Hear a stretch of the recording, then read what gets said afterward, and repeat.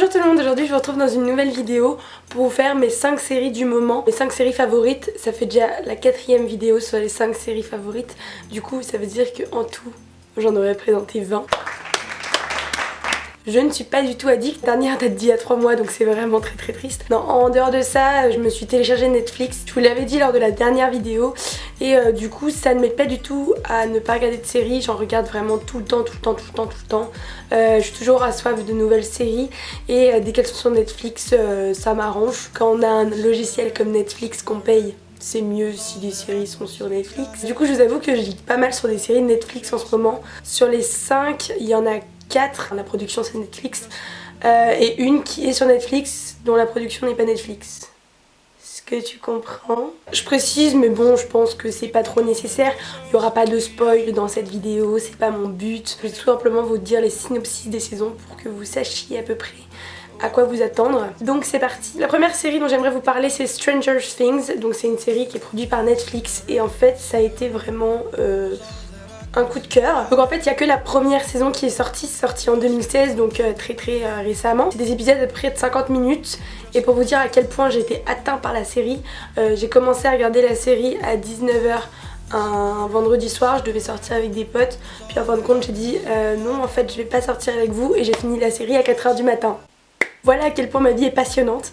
Non, j'ai vraiment été submergée par cette série, j'ai vraiment trop aimé. D'habitude c'est pas du tout mon style de série, de film que j'aime bien. C'est de la science-fiction, du fantastique, de l'horreur, du thriller, enfin... C'est un peu tout ça mélangé et ça donne vraiment quelque chose de fou malade. En fait ça parle de jeunes, mais vraiment genre de très jeunes, des gosses de 12 ans. C'est un groupe de 4 et t'en as un dans les 4 qui disparaît, il s'appelle Will.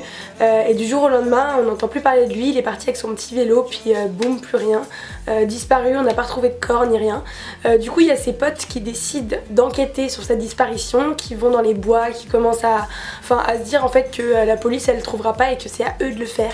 Parce que c'est vraiment des superstars. Pendant leur recherche, ils découvrent une petite fille dans les bois qui a à peu près leur âge, qui a pas de nom. Ils l'appelleront 11 je crois parce qu'elle a un 11 tatoué quelque part.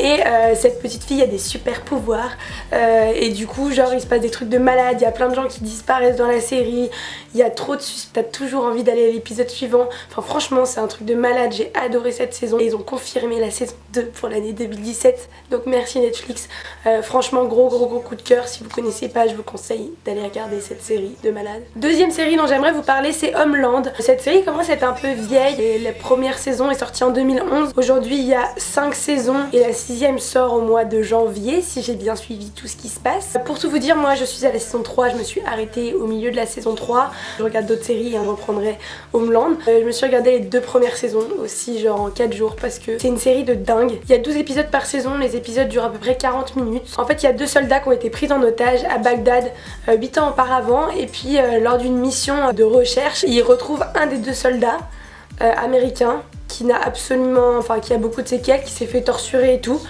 Du coup c'est une grande prouesse pour le président actuel parce qu'ils ont réussi à retrouver le soldat, tout le monde pensait qu'il était mort etc. Et en fait Carrie c'est une fille du FBI qui a longtemps travaillé en Afghanistan dans les services secrets, qui est persuadée qu'en fait le soldat américain qui est revenu du coup en Amérique c'est un espion ennemi et qui va commettre un attentat terroriste. C'est hyper, franchement il y a trop d'adrénaline dans cette série. Toi en plus tu sais un peu ce qui se passe et tu te dis mais c'est des tarés, genre t'as tout le temps, t'es à fond dedans quoi. Quand tu commences à la regarder, franchement t'es à fond dedans. Les 2 premières saisons sont dingues. On s'attache de fou aux personnages et on change de vie plein de fois, il se passe vraiment plein de trucs, je vous conseille Homeland. Ensuite j'aimerais vous parler d'une série de Netflix aussi, Black Mirror. C'est sorti en 2011, il y a 3 saisons, des épisodes d'à peu près 1 heure. C'est bon, j'ai bien appris mon cours. C'est une série que j'ai découvert vraiment récemment, je pense que ça fait 2 semaines que je connais, 2-3 semaines. C'est une série assez bouleversante. C'est des épisodes qui sont différents chacun les uns des autres, ils ont aucun rapport entre eux. Bon, il y a 3 saisons mais dans la première saison il y a 3 épisodes, dans la deuxième il y en a 4 Et dans la troisième qui vient de sortir, il y en a 6 je crois. Il n'y a pas non plus énormément d'épisodes. Des épisodes qui font énormément réfléchir. Tous les épisodes représentent, on va dire, des vices de la société, de l'évolution de la technologie, comment la technologie, les écrans, tous les trucs de synthèse, la mémoire, tout ça.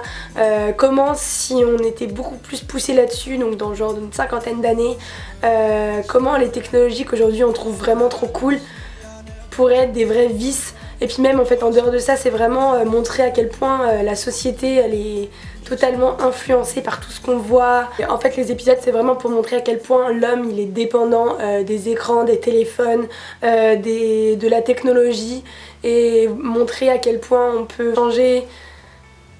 On peut vraiment vivre très très mal en fait à cause de ces technologies. Donc voilà, ça reste assez vaste, j'ai pas envie de vous spoiler. Je vous conseille de regarder quelques épisodes, même si vous regardez pas toute la saison, parce que ça peut être un peu long des fois. Enfin c'est pas le genre de truc que tu regardes le dimanche si t'es en train de pleurer dans ton lit, parce que ça fait vraiment bader. Et voilà, regardez un épisode de temps à autre. Je pense que mon préféré c'est l'épisode 4 de la saison 3. Ensuite j'aime beaucoup l'épisode 1 de la saison 3. Bon, l'épisode 1 de la saison 1 fait énormément réfléchir, même s'il peut être un peu choquant. L'épisode 3 de la saison 1 est un peu chelou, mais il fait bien réfléchir aussi. Et dans la saison 2, vraiment le seul que j'ai vraiment bien aimé, c'est l'épisode 1. Donc voilà pour mes petites recommandations. Pour la quatrième série, j'aimerais vous parler de Unbreakable Kimmy Schmidt. C'est une série qui est sortie en 2015. Il y a 2 saisons. Si vous voulez regarder, c'est une série un peu plus cool, qui dure un peu moins longtemps. Ça c'est des épisodes de 20 minutes. Et pour vous raconter du coup l'histoire de Kimmy, c'est une fille qui s'est fait kidnapper par un mec et qui est restée en fait pendant 15 ans coupée du monde, en étant persuadée que elle et ses 3 autres amies, elles étaient 4 à s'être fait kidnapper. Elles étaient persuadées qu'en fait c'était des survivantes de l'apocalypse, parce que justement le mec en question leur avait fait croire qu'il y avait eu l'apocalypse, qu'en fait il les avait sauvées, etc. Et du coup 15 ans après on les retrouve et on suit en fait l'histoire de Kimmy, qui a vraiment aucun repère sur la vie d'aujourd'hui. Elle sait pas ce que c'est qu'un téléphone, elle sait pas ce que c'est que... Enfin tout a changé en même temps en 15 ans. Voilà, l'histoire est vraiment super drôle. C'est vraiment un truc à prendre à la légère. Moi j'aime beaucoup parce que voilà, c'est super facile à regarder, c'est super sympa, on rigole beaucoup. Et en fait elle débarque, elle va vivre à New York, elle est en coloc avec un black complètement efféminé qui s'appelle Titus, et franchement ils font un duo de malades, on rigole vraiment trop dans cette série. Enfin voilà, j'ai adoré et je vous conseille vraiment cette série. Et dernière série pour aujourd'hui, Master of None. C'est une série qui est sortie en 2015. Il me semble qu'il n'y a une seule saison d'à peu près 10 épisodes. C'est un peu différent des autres séries, quoique en fait dans toutes les séries que je vous ai présentées il n'y en a aucune qui se ressemble. Là c'est un mec qui a 30 ans, qui habite à New York et qui est un peu perdu dans sa vie. En fait il arrive tout simplement à un moment de sa vie où il sait pas trop ce qu'il va faire. Il a pas de copine, il a des amis qui ont plein d'enfants et il adore les enfants et il sait pas trop où est-ce qu'il va aller, et c'est vraiment l'histoire en fait de ce mec, de toutes ses petites aventures et de comment il va réussir à simplement à se poser, et franchement j'ai beaucoup aimé. Ça me change un peu de mes autres séries. Mais j'ai vraiment beaucoup aimé, j'ai regardé les 10 épisodes sans problème. Des épisodes d'une trentaine de minutes grand maximum. Donc voilà, c'est aussi assez léger à regarder. Voilà, j'espère que cette petite vidéo vous aura plu. En tout cas, ça m'a fait super plaisir de vous la faire. Vous savez à quel point je suis fan de séries. Si vous avez des séries à me recommander, si vous avez surtout des séries qui sont sur Netflix, ça m'arrangerait. Je suis hyper chaude pour que vous me les partagiez. Voilà, j'adore les séries, c'est ce que je pense je préfère partager avec vous, et ça se voit je pense. Voilà, je vous fais plein de très gros bisous et je vous dis à très bientôt. Bye.